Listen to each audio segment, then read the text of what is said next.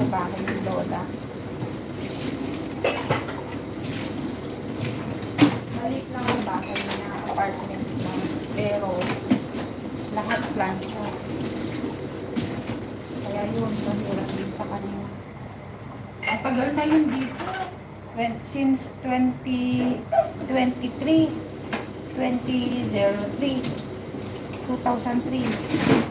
Sa dito, dumating. So, ngayon, nandito pa siya sa Kuwait.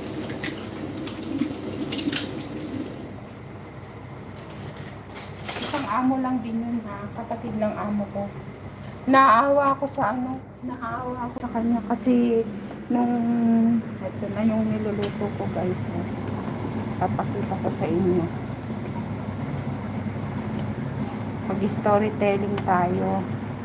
Naawa ako dun sa kaibigan ko kasi nung April, ano siya, na-scam, na-hack yung bank account nung anak niya. Biruin nyo. Ano ngayon sa pera natin, 250,000 sa pera na natin. Pera ng Indonesia. Ang nanakaw sa account ng anak niya. Kaya sumakit din yung ulo niya, guys. Ayan, naluto na yan. Tapos, syempre, tikiman time. Tikim tayo. Bago ko isarado yung apoy.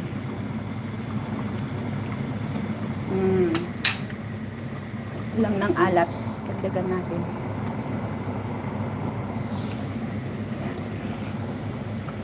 Halo. Salamat sa dalawa dyan. Ayan, kailangan pag nagluto kayo ng ganito, magdurog kayo ng konting patatas para luminamnam yung sabaw at lumapot-lapot. Oh, di ba? Oh, di ba? Ayan, luto na siya, guys. Takpan ko na at i-close ko na yung apoy. Ito naman yung kanin ko. Oh, di ba? Ready na ang pagkain. Mag-prepare na ako ng ito yung hiniwa kong ano. Ang tamis niya. Tapos napakatubig. Nakahugas na ako ng plato. Ngayon, mag-iiwa na ako ng prutas. Prutas!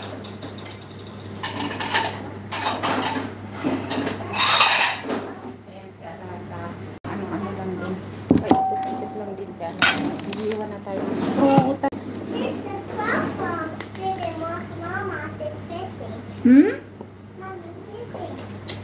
Nisha? Maybe up. Go check up. Maybe missing daw si mama niya. Nawawala. Go check up. Wow, you go check mama.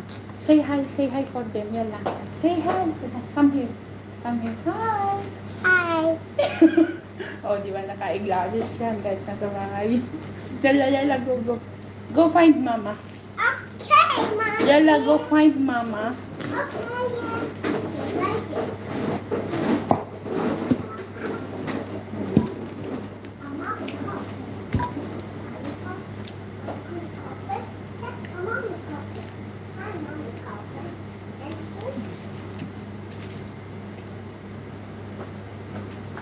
Mommy, coffin. Find mama? Did you find mama? Mommy, coffin. This is out. Go find mama. Where is coffin?